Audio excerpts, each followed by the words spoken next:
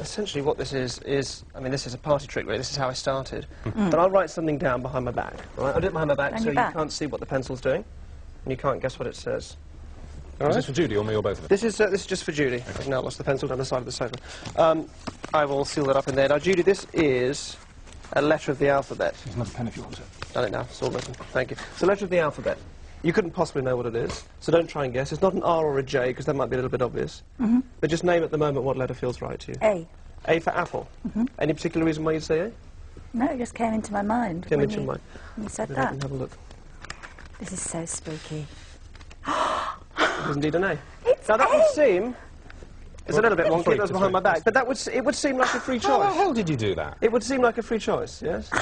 And yet, what I'm doing is I'm telling you to think of A, and this is essentially what it's about. It's so you didn't know she was going to say A, you told her to say A? Yes, but that felt like you've just made that A up just right then, didn't you, in your head? Yeah. Yeah, any particular reason?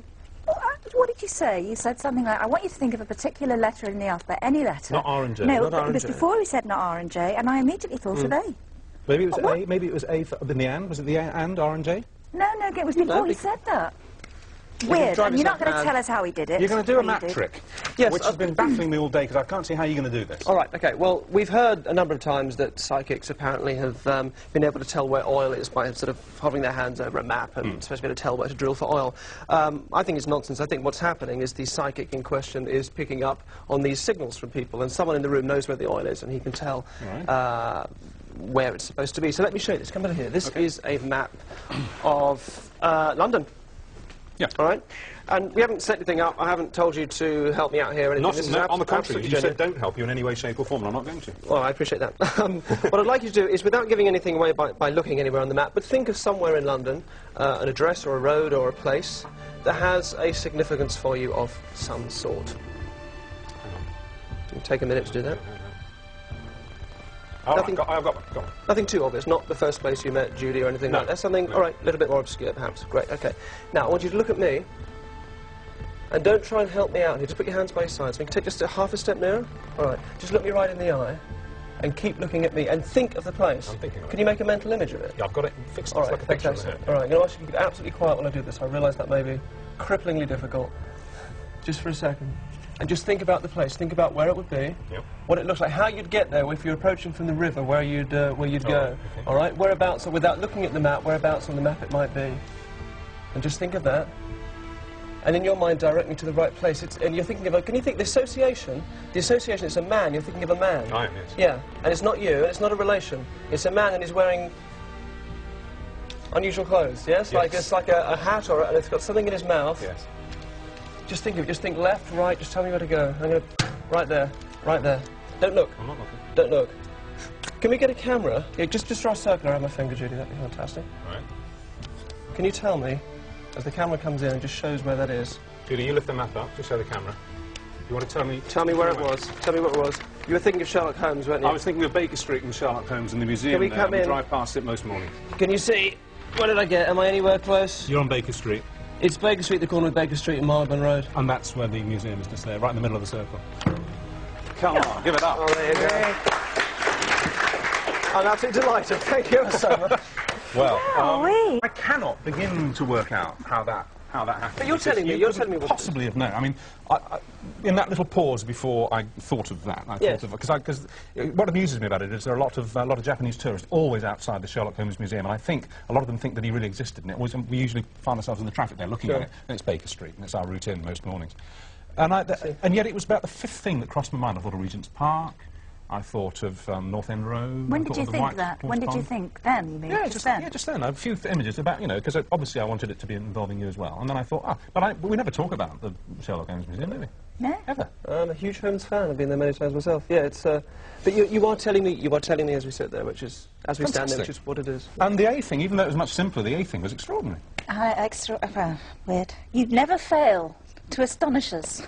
I do fail sometimes. It doesn't work all the time on everybody. But well, that's part of the risk. Oh, that's modest. Good. Well, maybe you'll fail later, because he's coming back a little bit later. Come on, then. If you'd like it, yep. All right. Can I sit you just maybe change so you're just... Weird. You'd never fail to astonish us. I do fail sometimes. It doesn't work all the time on everybody. But well, that's part of the risk. Oh, that's modest. Good. Well, maybe you'll fail later, because he's coming back a little bit later. Come on, then. If you'd like it, yep. All right. Can I sit you just maybe change so you're just sort of facing each other dead on. All right. Definitely, I think, sit forward a bit for this. I know your natural pose is one of... Don't start looking inscrutable.